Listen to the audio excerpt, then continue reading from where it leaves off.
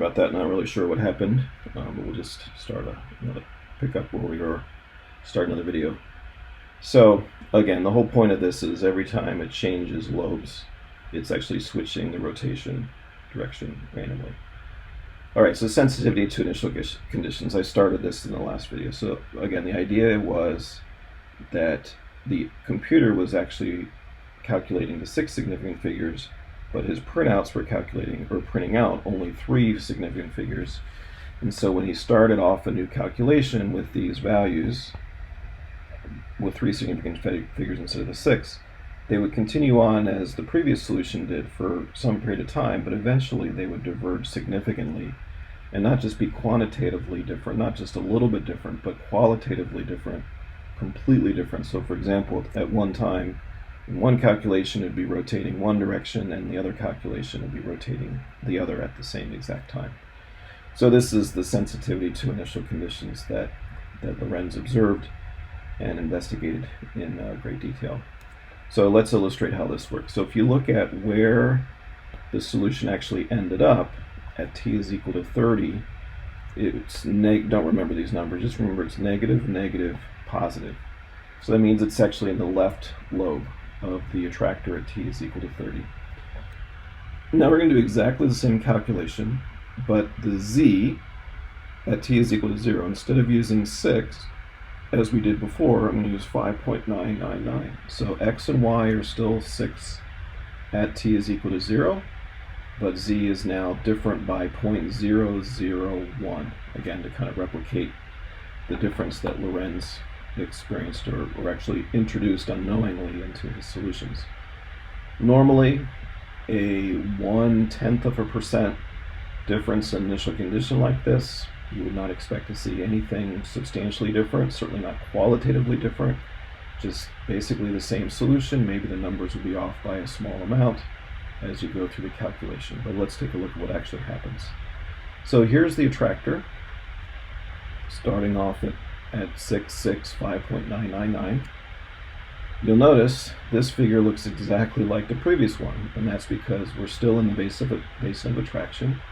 We still get the same strange attractor, the Lorenz attractor, but you can't actually see where it ends in here. But if you look at the endpoint at t is equal to 30 and look at what the values of x, y, and z are, they're now positive, positive, positive. So instead of being in the left lobe over here, the solution is now in the right lobe over here, and again that means it's rotating in the opposite direction, just because of this small, tiny little change.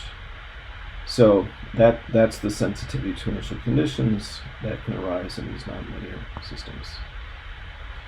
Again, some people call this the butterfly effect. So you imagine a butterfly flapping its wings somewhere in the world, such as India, and then by the time that atmosphere convects around all the way to Chicago, that could mean the difference between a beautiful sunny day like today versus a raging blizzard. And of course, it's somewhat of an overstatement because there's many other things that would damp out a butterfly's wings flapping and the effect that it has on the atmosphere. But the basic idea is, again, the sensitivity to initial conditions. So in the context of weather prediction, which is what Lorenz was thinking about, basically what this is saying or suggesting is that the accuracy of atmospheric models is severely limited. They can only work so well for so long.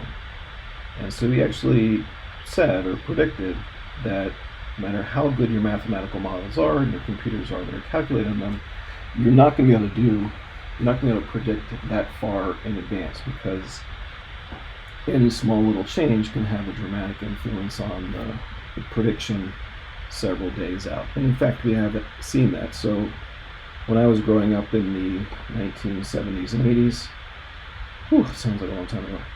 So at that time, if you watch the evening news, you'd get about a 3-day extended forecast.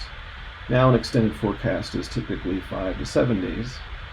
It's still, when you look at the 5th, 6th, and 7th day, they're not terribly accurate, and oftentimes the weather is quite different than what was predicted. But because of better models and much faster computers and bigger computers, we're able to get better calculations. But there's still a limit, all these decades later, there's still a limit on how far out we can predict the weather to no more than 5 to 7 days, typically. So that's really the predicament that we're in with these nonlinear systems. So just kind of summarizing for now what we've seen from the Saltzman-Lorenz model. We've seen and illustrated 3 hallmarks of nonlinear systems as compared to linear systems. So one is that you can get very different qualitative behavior depending on small changes in the input parameters. Again, I emphasize qualitative, not just a 10% or a 5% quantitative change, but a qualitatively different solution. One of the other hallmarks is you have seemingly random behavior. And again, I emphasize that it looks random, it looks like it's chaotic, but again, it's really deterministic chaos. We're calculating these simple equations. There's nothing inherently unusual about these equations except that they happen to be nonlinear. And then the other one we illustrated was the sensitivity to initial conditions. Here's another interesting one which was discovered and illustrated more recently, called periodic orbits, which is just what it sounds like. So you know what an orbit is, a satellite orbiting around the Earth. Periodic means that it's a solution that's coming back on itself over and over again.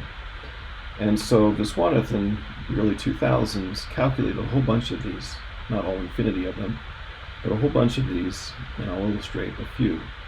And it's really, really interesting. So again, the whole idea is you get this very complicated solution. It looks very messy. It looks random. If it's fluid mechanics, it looks turbulent. It looks very, very messy. But there's all these signs of underlying order and determinism in the solution, as we've already seen. But here's another one. So again, these periodic orbits, they're trajectories, and they represent a solution that comes back on itself. So a limit cycle solution, which we saw in the force definite equation, a limit cycle solution is a periodic orbit. It just keeps coming back on itself, back on itself, back on itself. And that's what we're going to see here. So these periodic orbits, again, very simple. It just means that there's some period P, and after that period P, the solution just repeats itself. It could be a quite complicated solution, but there's this period P that if you just separate the solutions by that amount of time, you'll see exactly the same thing. So these are labeled by letters A and B. A corresponds to one of the lobes of the Lorenz attractor, and the B, letter B, corresponds to the other lobe. So if it's in the left lobe, say it's A. If it's in the right lobe, it's B. And so a string of letters tells you how many times it orbited around or went around the left lobe before moving to the right lobe and back, and so on. So now I'm going to change the parameters to match those in Viswanathan's paper. So I'm going to start with Z at t is equal to 0 is 27. There's nothing magical about these numbers. I just use the same numbers here. And then sigma is going to be 10, B is 8/3, and R is 28. Remember, it's 27 before, now it's 28, so it's not that much different. So I'm going to start with, keep these all the same, and I'm just going to change the initial conditions. Z at t is equal to 0 will always be 27, and I'm going to choose the x and y initial conditions to correspond to each of his periodic orbits. So I'll show you an example of 3. So here's the simplest one you can think of. So it's an AB orbit. So it goes around the left lobe once, then the right lobe. So A, then B, then A, then B. And unlike the way I just drew it, it just keeps coming back on itself with a period of 1.559 over and over and over again.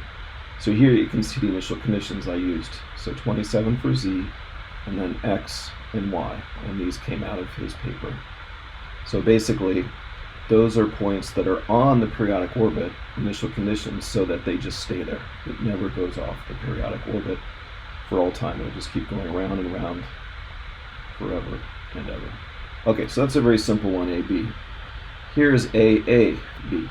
So it goes around, as you can see, twice around the left lobe before going around the right lobe once, then twice around the left, once around the right, and on and on and on forever. The period is 2.306, and again, here's the initial conditions that are used to start exactly on that periodic orbit. Here's a little more interesting, so AABBB. So 2 times around the left, and then 3 times around the right. 2 times around the left, 3 times around the right. On and on forever and ever with a prescribed period. So it's very, very interesting. He actually obtained the first, there's an infinity of these, he obtained the first 111,011 of these. So these are all combinations of A's and B's, every possible combination of length 20 or less. So A's and B's, strings of A's and B's up to 20. So you could have A 20 times, B 20 times, A B 20 times. You could have A B, all these various combinations. And you can do the probability on that, or the statistics on that, and convince yourself that's actually 111,011. Again, there's an infinity of these, and actually that can be proven for these chaotic systems. So again, I just keep saying this over and over again. This is the whole point of this deterministic chaos theory and mathematics, is that everything is pointing to the fact that there's much more order in these solutions than you would expect or think based on just looking at the solutions. And it turns out to be a property, you can prove this, it's a property of all chaotic attractors, that there are an infinite number of unstable periodic orbits. So they're periodic orbits, but they're unstable in the sense that if you just disturb it a tiny little bit, you can very easily knock it off of one of these infinity of orbits. And that's why things can get very messy very fast.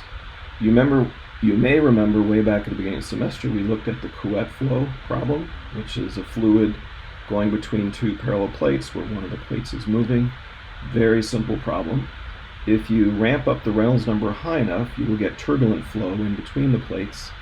And it turns out, the same guy, several years later, illustrated how when you solve the nonlinear Navier-Stokes PDEs for the fluid mechanics, for the flow between the 2 plates, turns out that, again, as you'd expect, because it's turbulent, that there's these infinity of periodic orbits, and he found a whole bunch of them.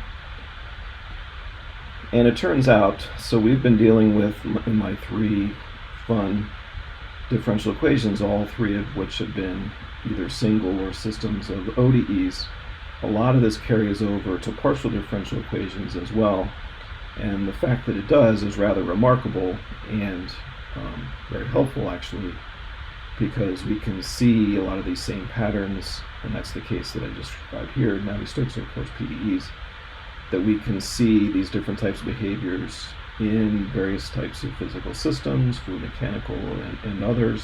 This is not limited to fluids problems. And this is really what we call dynamical systems theory.